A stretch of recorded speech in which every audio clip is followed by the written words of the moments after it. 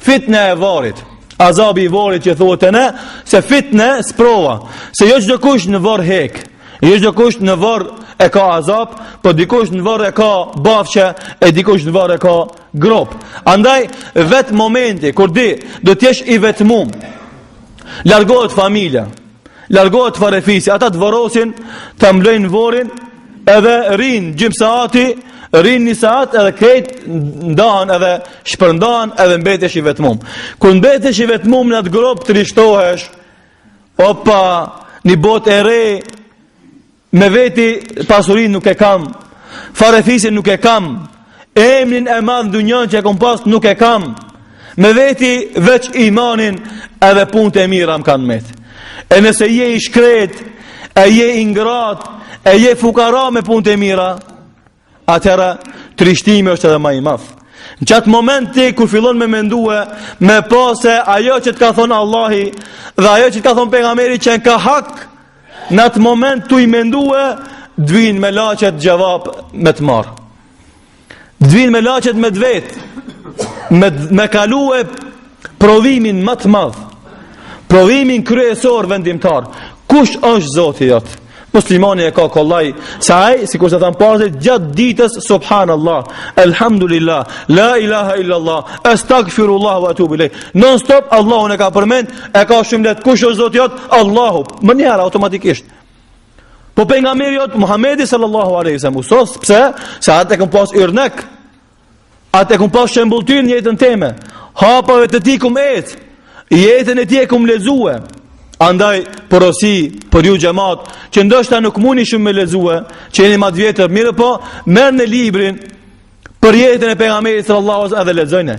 Edhe kënaquni tu i përjetu momentet që ka kalu pejgamberi sallallahu alaihi wasallam.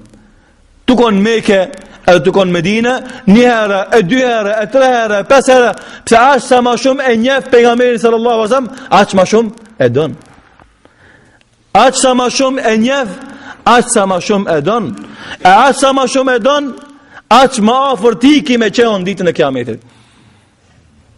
Yuhshalu maru ma man ahab, rinjallet njeriu me atë që e don, thot pejgamberi sallallahu alaihi wasallam.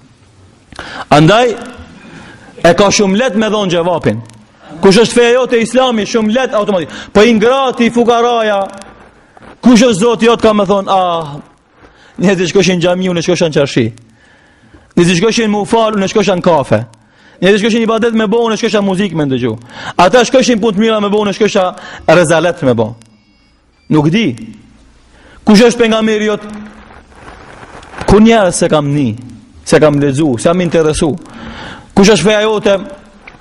Forçen diçka baba e nana, gjyshi e babgjyshi.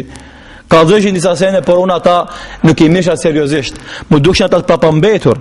Ata folin muhabete shekujve të kalum, na jemi të përparum, jemi të modernizum, jemi bashkohor, jemi me kohën, jemi të emancipum, s'kemi nevoj për fe, e për din, e për iman.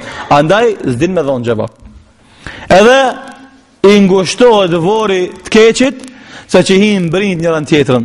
Edhe, të mirit i bëhet bashkë për bashkë të gjenitit. E kjo moment është fitna e vorit.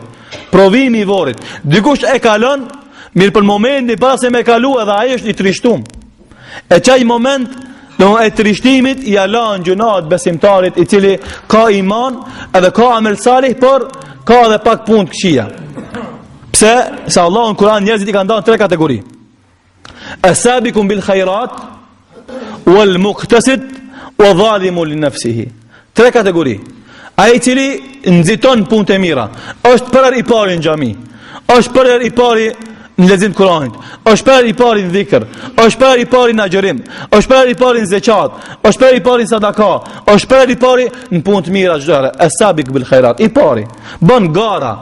Ashtu sikur se garojnë sportistët, domethënë për olimpiadat e ndryshme, ashtu muslimani bën gara në mejdanet e punëve të mira. Wal muqtasid mesatar. Men khalata amalan saliha wa ukhra sayya. Ai që përzin punë. Herë e fal namazin e bën gjuna. E fal namazin e bën gibet. E fal namazin edhe e shef haramin, e bën namazin, domethënë i përzin punë. E çiki besimtari që i përzin punë, ai domethënë në momentin e trishtimit të vorit i lahen ato gjuna që kanë mbet pa ula.